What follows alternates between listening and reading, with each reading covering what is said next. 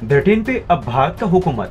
भारतीय ऋषि सुनक करेंगे ब्रिटेन पे राज। इंतजार हुआ खत्म। ब्रिटेन में मची हलचल। आखिरकार वो दिन आ ही गया जब ब्रिटेन की बागडोर होगी इंडिया के हाथ में। दोस्तों, अब वो दिन दूर नहीं है जब अमेरिका में भी भारत का हुकूमत होगा, क्योंकि अब पूरी दुनिया में भारत का डंका बजा हुआ है। दोस्तों, ब्रिटेन की बात करें तो ब्रिटेन में इलेक्शन के आखिरी दौर की लड़ाई चल रही है और अब ज्यादा दिन दूर नहीं है जब कंजर्वेटिव पार्टी अपने नए नेता और ब्रिटेन पीएम का चुनाव करेगी। दोस्तों, ब्रिटेन का ये चुनाव इस बार सबसे खास बन गया है। इसकी बड़ी वजह यह है कि भारतीय मूल के ऋषि सुनक पीएम पद के दौर में मजबूत से बने हुए हैं। ये बात पूरी दुनिया को आकर्षित कर रही है कि जिस देश पर ब्रिटेन ने 250 सालों तक राज किया, आज उसी देश का व्यक्ति इस देश से सर्वोच्च पद की लड़ाई लड़ रहा है। दोस्तों, भारत के टैलेंट ने हमेशा दुनिया को चौंकाया है। दशकों पहले नेताजी सुभाष चंद्र बोस ने सिविल सर्विस परीक्षा में अपनी मेधा से दुनिया को चौंका दिया था। दोस्तों, अगर नेताजी को अपने मिशन में उस वक्त सफलता मिली होती तो बहुत पहले ही ब्रिटेन भारत के कब्जे में आ गया होता। लेकिन एक बार फिर भारत का टैलेंट ब्रिटेन में हुकूमत का झंडा गाड़ने जा रहा है। दोस्तों, इलेक्शन का रिजल्ट क्या होगा ये तो 5 सितंबर को पता चलेगा, लेकिन ऋषि का यहाँ तक पहुँचना कोई कम बात नहीं है। दोस्तों, जिस तरीके से भारतवंशियों ने दुनिया में अपने टैलेंट का झंडा गाड़ा है, उसे देखकर तो यही लगता है कि वो दिन दूर नहीं जब अमेरिका में भी भारतवंशी ही राष्ट्रपति बनेगा। दोस्तों, अमेरिका की स्पेस एजेंसी नासा में बड़ी संख्या में भारत के वैज्ञानिक अपना दमखम दिखा रहे हैं, लेकिन ब्रिटेन ने भारत को अपना उपनिवेश बनाया था। ये दौर भारत के इतिहास के काले पन्नों में दर्ज है। यही वो समय है जब अंग्रेजों ने भारत पर बर्बर अत्याचार किए थे। अंग्रेजों ने भारत के पूरे तंत्र को बर्बाद कर दिया था।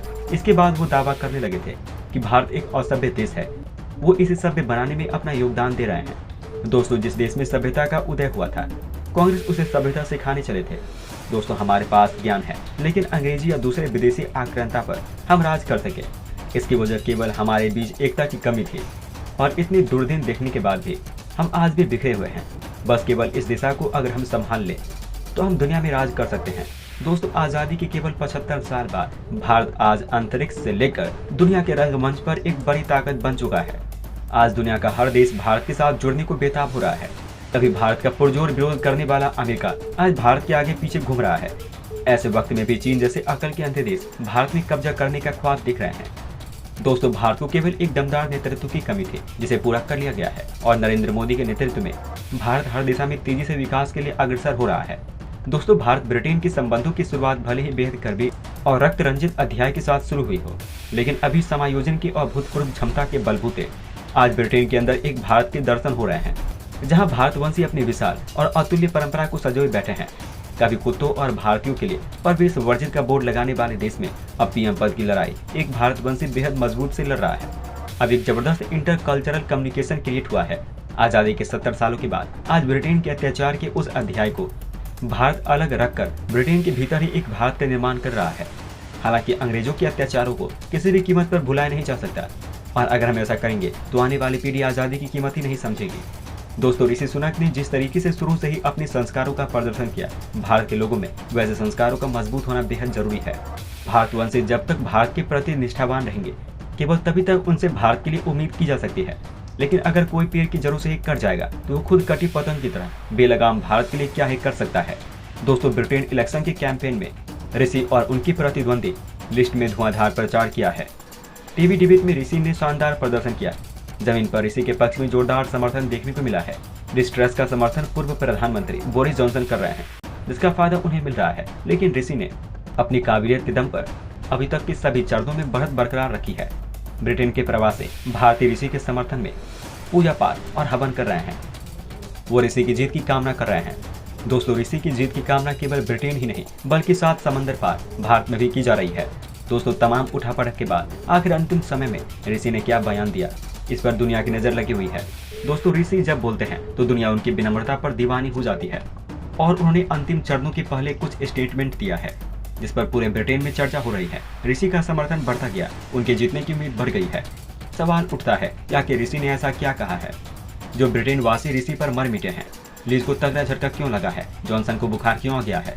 तो दोस्तों, इस बारे में जानने के लिए बने रहिए हमारे साथ आखिरी तक। ऋषि ने दिन रात काम करने की कसम खाई। ब्रिटेन इलेक्शन में बड़ी जीत का किया दावा। दोस्तों, कंजर्वेटिव पार्टी के नेता और ब्रिटिश पीएम पद के दौर में अंतिम चरण में पहुंचे पूर्व वित्त मंत्री ऋषि सुनक ब्रिटेन को दुनिया का सर्वश्रेष्ठ देश बनाने के लिए दिन रात काम करने का संकल्प लिया है। भारतवंशी सुनक को इस दौर में प्रतिद्वंदी लिस्ट की चुनौती है। सुनते रेडी फॉर ऋषि प्रचार मुहिम ने एक बयान में उनके हवाले से कहा है, किसी के पलने बढ़ने परिवार शुरू करने और कारोबार स्थापित करने के लिए ब्रिटेन दुनिया का सर्वश्रेष्ठ देश है और यहाँ हमारी भविष्य उज्जवल है। लेकिन हम वहाँ तभी पहुँच सकते हैं जब हम चुनौतियों का ईमानदारी और विश्वसनीय योजना के साथ सामना करेंगे। उन्होंने कहा, मेरे पास सही योजना है जो कंजर्वेटिव मूल्यों में निहित है और इस दौर में हमेशा इस बात को लेकर स्पष्ट और ईमानदार रहा हूँ। हमें पहले मुद्रास्फीति से निपटना चाहिए। ऋषि सुनक ने कहा कि ये ब्रिटेन के बारे में मेरी सोच है और मैं इस देश से प्यार करता हूँ। उसकी एवं पार्टी के इस हासिल करने की खातिर दिन रात काम करूंगा। चुनावी मुकाबले के शुरुआती चरण में संसद में उन्हें जबरदस्त समर्थन देकर 2 अंतिम उम्मीदवारों में चुना गया। दोस्तों, इस चुनाव के फैसले के बाद ब्रिटेन की महारानी एलिजाबेथ, भारतीय मूल के ऋषि सुनक और विदेश मंत्री लिज ट्रस में से किसी एक को इस बार स्कॉटलैंड में ही शपथ दिलाएंगे, जहां वो इन दिनों रुकी हुई बर्मिंघम पैलेस ने बताया है कि महारानी शपथ दिलाने के लिए लंदन की यात्रा नहीं करेगी। शाही परंपरा से हटकर 96 वर्षीय महारानी अपने बालमोरल कैसव निवास में चुनाव प्रचार की घोषणा के एक दिन बाद कंजर्वेटिव पार्टी के नेता से मिलेंगे। इसके पूर्व दिन में वर्तमान प्रधानमंत्री बोरिस जॉनसन उन्हें औपचारिक त्याग पत्र सौंपेंगे। इसके बाद वो उनके उत्तराधिकारी से मिलकर औपचारिक रूप से देश का पीएम नियुक्त करेंगे, जो कि सरकार का नेतृत्व करेगा। महारानी 7 सितंबर को प्रधानमंत्री बोरिस जॉनसन से मिलेगी। उसके साथ दर्शक और नए पीएम भी होंगे। अब तक महारानी लंदन आकर अपने बर्मिंघम पैलेस से या फिर बर्कशायर के विंड कैसल निवास में ही प्रधानमंत्री से मिलती रही है।